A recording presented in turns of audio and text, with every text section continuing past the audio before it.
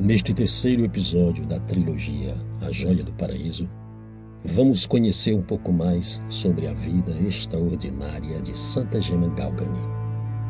Ela nos deixou um poderoso legado de virtudes que são altamente necessárias em nossos dias.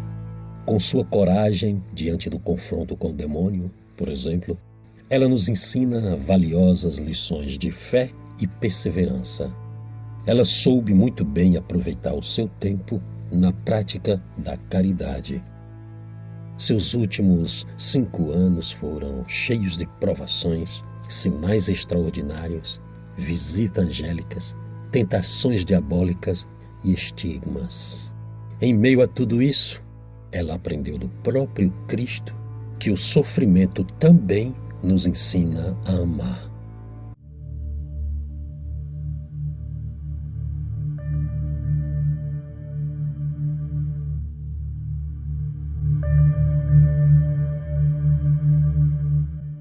A relação entre Santa Gema e Padre Germano foi uma verdadeira bênção e trouxe conforto e direção espiritual para a Gema, permitindo que ela pudesse enfrentar com coragem e confiança todos os seus desafios espirituais.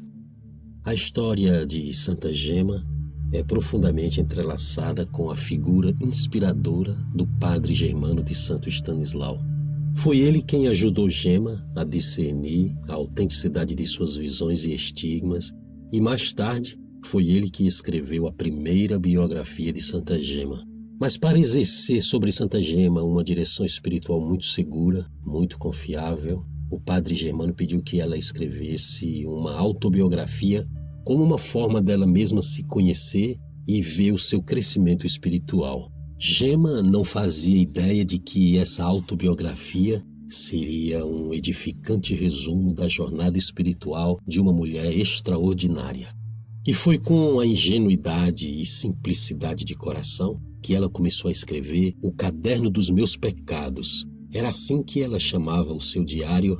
Sabemos que ela falava assim devido à sua profunda humildade. Na verdade, o diário de Santa Gema é uma leitura muito edificante para quem deseja progredir no amor a Deus. É claro que não foi fácil para ela fazer esses relatos tão íntimos, mas ela fazia isso como uma espécie de confissão, tanto que ela pediu que o Padre Germano queimasse tudo assim que lesse o texto original. Em sua autobiografia, Gema nos revela um pouco de sua alma, seus pensamentos mais profundos, suas orações fervorosas, suas lutas interiores e também seus anseios mais sinceros. O padre queria conhecer a vida de Santa Gema, principalmente naquele período quando ela e ele ainda não se conheciam, né? Então, a autobiografia que ele pediu para Gema escrever tem o objetivo de conhecer melhor e mais profundamente a alma de Gema. Mesmo demonstrando características de santidade, Santa Gema continuava a surpreendê-lo a cada dia em sua conexão com o transcendental. No entanto, o destino do diário de Santa Gema estava prestes a tomar um rumo inesperado. Por um lado, Gema sentia uma enorme angústia, com receio de que suas palavras íntimas pudessem cair nas mãos do demônio, mas ela confiou em sua fé e no poder de Deus para proteger sua alma e sua obra especial. Ela não imaginava a batalha que se aproximava, onde sua coragem e determinação seriam colocadas à prova.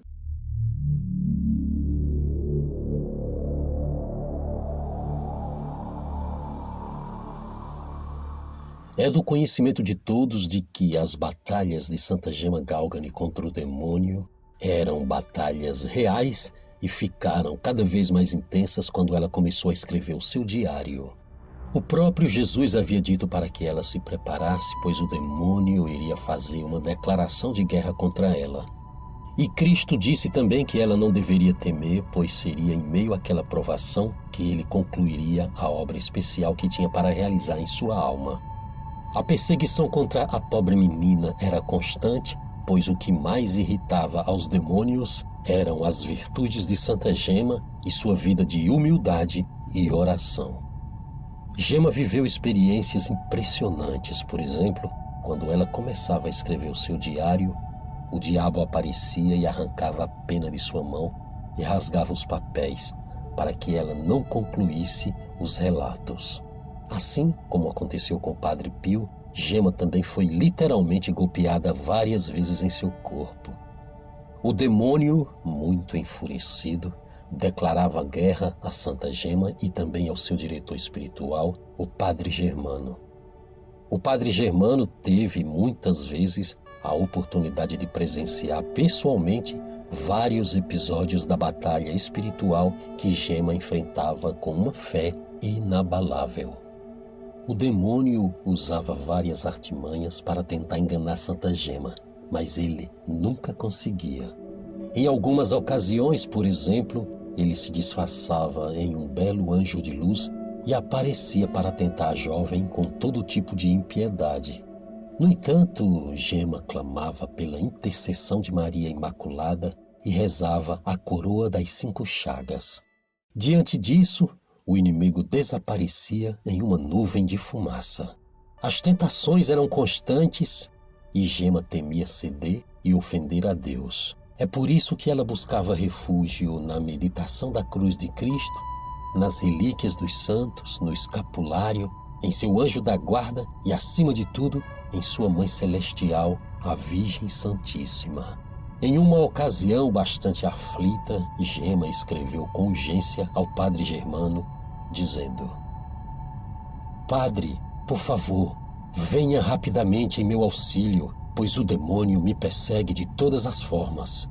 Faça algum exorcismo, Padre, por favor, e ajude-me a salvar minha alma. Em relação aos escritos de Santa Gema, o demônio não estava nem um pouco satisfeito. Ele fez de tudo para destruir a autobiografia da santa. Quando Gema finalmente terminou de escrever seu diário, ela pegou o texto original e entregou nas mãos da senhora Cecília Giannini para que ela guardasse em segurança. A senhora Cecília guardou o diário em uma gaveta e o trancou à chave, esperando o momento oportuno para entregar pessoalmente ao Padre Germano. O Padre Germano estava em Roma e ficou muito feliz quando soube que o diário já estava concluído e ele começou a se preparar para ir logo a Lucca encontrar-se com Gema. Mas nesse meio tempo acontece que Gema viu o demônio passar pela janela do quarto, dando gargalhadas e depois desaparecer no ar.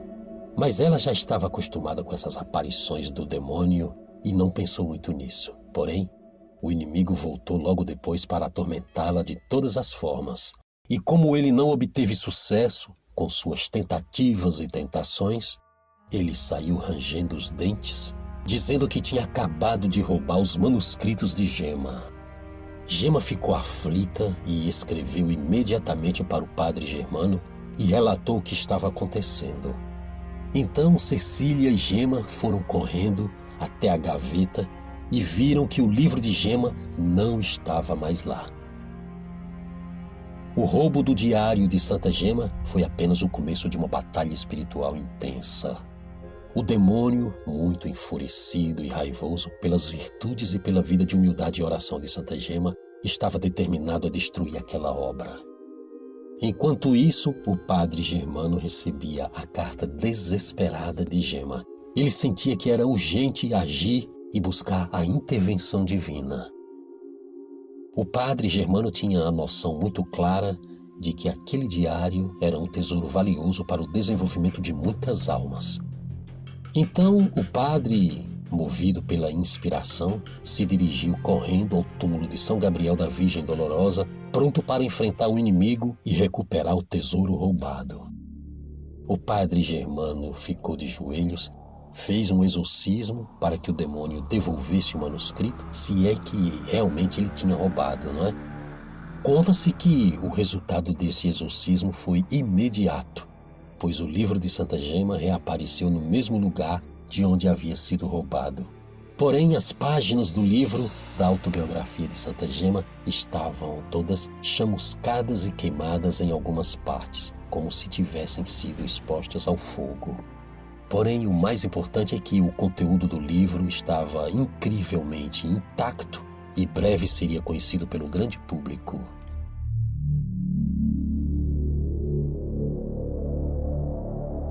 Gema enfrentou novas provações em 1902. Este foi um ano muito doloroso para a família Galgani. Primeiro foi a caçula Júlia, que morreu no dia 19 de agosto, e no dia 22 de outubro morreu também seu irmão Antônio, o Toninho. Ele faleceu repentinamente, trazendo muita tristeza a todos.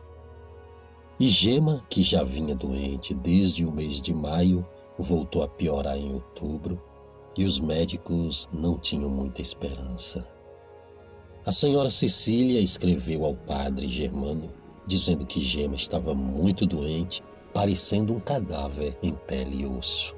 O padre Germano foi praticamente convocado para que estivesse em Lucca o mais rápido possível para ministrar os santos sacramentos a Gema, pois ela já estava desenganada pela medicina.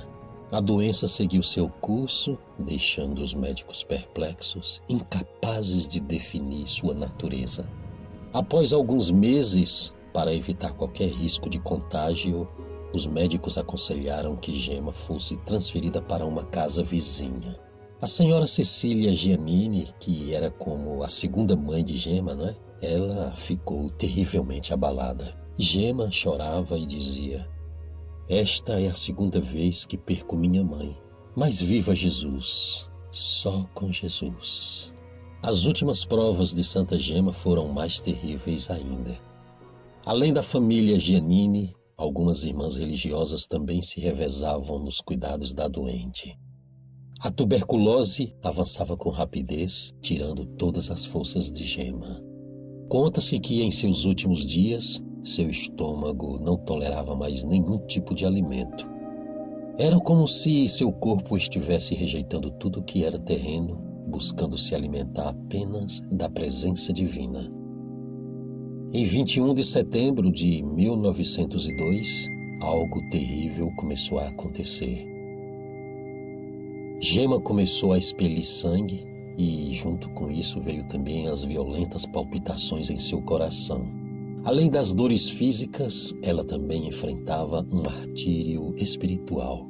Sua alma estava praticamente na aridez do deserto e ela não sentia consolos nem mesmo com seus exercícios espirituais. Era uma provação profunda que ela tinha que atravessar.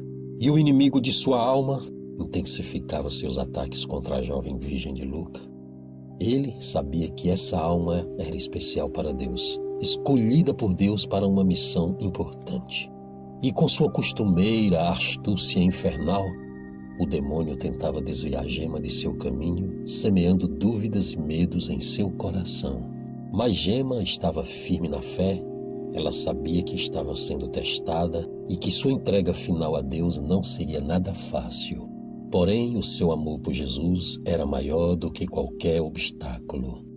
As pessoas piedosas da família Giannini, que estavam ali em pé ao seu redor, testemunharam quando Gema inclinou levemente a cabeça sobre o ombro de sua benfeitora Cecília.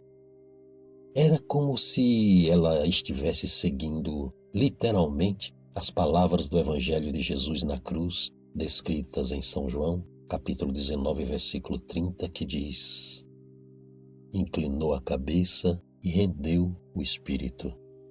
Sua aparência era de paz e serenidade. Seu rosto mantinha aquela beleza angelical, apesar dos sofrimentos de uma doença cruel, muito prolongada.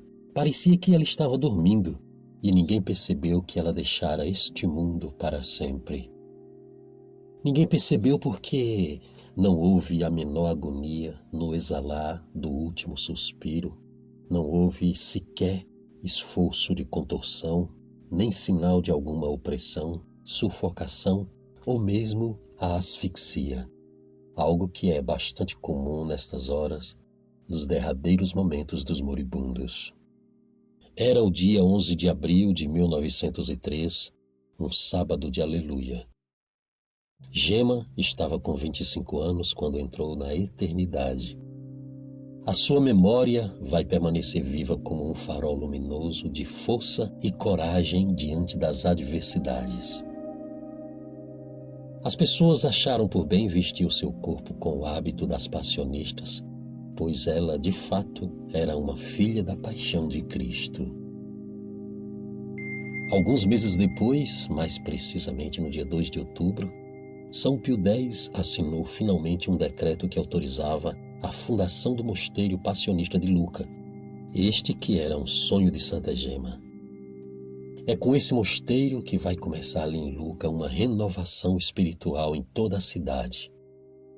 Em 1907, o padre Germano escreveu a primeira biografia de Gema Galgani, retratando sua vida e virtudes inspiradoras da jovem virgem de Lucca.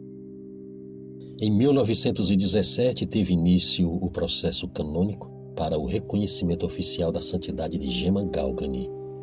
Esse processo, geralmente minucioso e também muito criterioso, tinha como objetivo avaliar e comprovar os milagres e virtudes que eram atribuídos a ela. Em 1933, durante o pontificado de Pio XI, Gema foi beatificada, para a alegria de toda a Igreja. No dia da beatificação de Gema, estavam presentes o senhor Mateus Giannini e sua esposa Justina, além da religiosa irmã Júlia Sestini, que foi uma das professoras mais queridas de Santa Gema. Cecília Giannini, que foi a grande benfeitora de Gema, não esteve presente na beatificação de Gema, pois havia morrido em 1931, e isso conforme uma profecia da própria Gema Galgani. Em 1940, já durante o pontificado de Pio XII, aconteceu finalmente a canonização da serva de Deus, Gema Galgani. O Papa declarou que Gema era um modelo para a juventude de toda a Igreja. Além disso, Sua Santidade estabeleceu a celebração de Santa Gema Galgani para o dia de sua morte, 11 de abril. Essa decisão ressaltou a importância e o exemplo inspirador que Gema representa para os jovens de todos os tempos. Nesse dia estavam presentes Ângela Galgani, irmã de Santa Gema, além também de alguns outros membros da família Giannini. Uma presença que se destacou muito nesse dia foi Eufêmia Giannini, ela que foi a grande amiga e confidente de Santa Gema nos últimos anos. Eufêmia era uma daquelas 12 crianças filhas do casal Giannini. Podemos dizer que Eufêmia foi herdeira espiritual de Santa Gema e mais tarde ela vai entrar para a vida religiosa com o nome de Gema, Gema Giannini, e vai morrer em odor de santidade.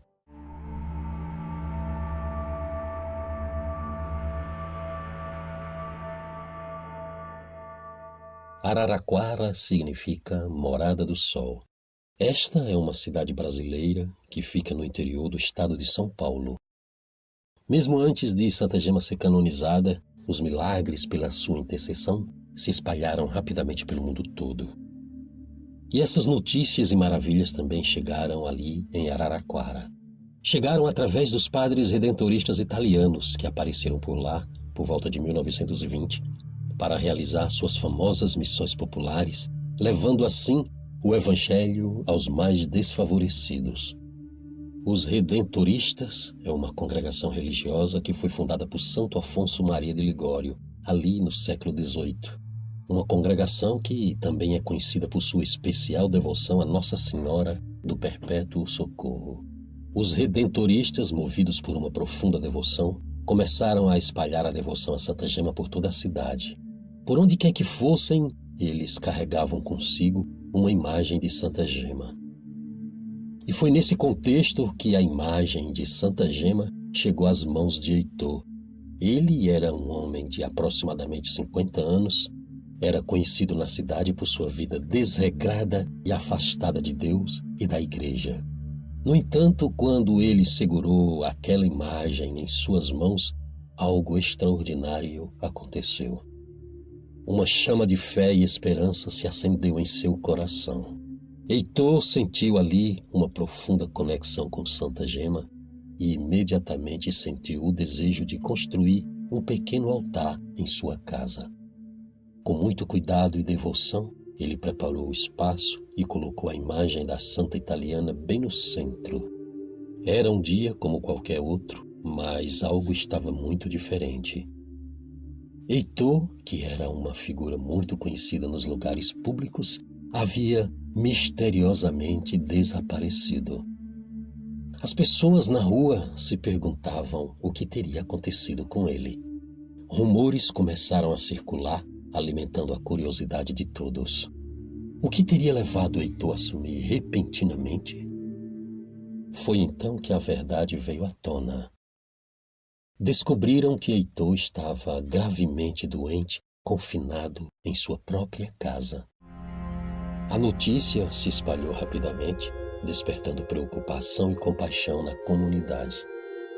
Enquanto isso, os padres redentoristas, em sua missão de levar conforto espiritual aos mais necessitados, visitavam cada doente em suas residências.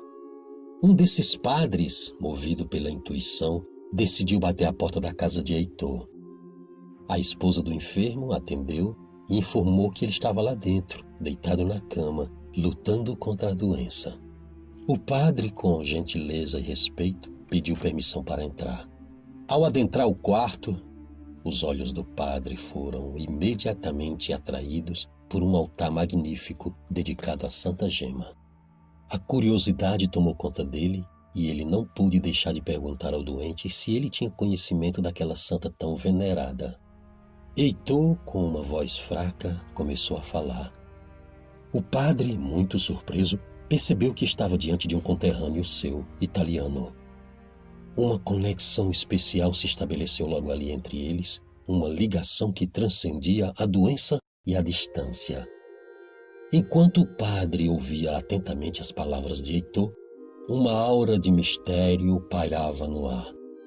E o padre se perguntava em silêncio o que levou aquele homem a se voltar para a Santa Gema em seu momento de fragilidade. Que segredo, quais histórias estariam escondidas por trás daquele altar tão belo? O doente fez a seguinte confissão. Padre, como pode minha irmã ser uma santa e eu me encontrar tão distante da igreja? Meu nome é Heitor. Heitor Galgani. Nasci em 1873 e sou irmão de Gema Galgani.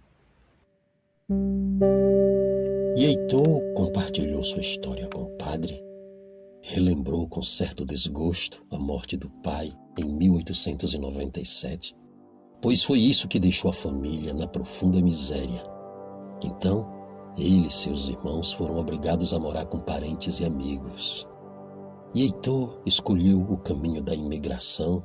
Ele resolveu sair do país com outros amigos italianos e quando chegou ao Brasil, Heitor perdeu todo o contato com a família. Sua vida foi muito difícil e ele acabou se afastando da igreja e também de Deus. Mas quando ele viu a foto da irmã, algo dentro dele mudou. O padre missionário, ouvindo toda essa história, estava surpreso e perplexo. Como poderia aquele homem, tão indiferente às coisas de Deus, ser irmão de uma santa? Heitor Galgani continuou a relatar ao padre as virtudes heróicas de Gema, relembrou os tempos que conviveu com ela, na infância, a juventude, relembrou também os diversos fenômenos místicos que cercavam aquela jovem. Cada palavra de Heitor trazia consigo um ar de mistério e fascínio. O padre, muito impressionado pela história que se desenrolava diante de seus olhos, mal podia acreditar nas revelações que ouvia. Como poderia uma família ter gerado uma santa em um homem tão afastado da fé?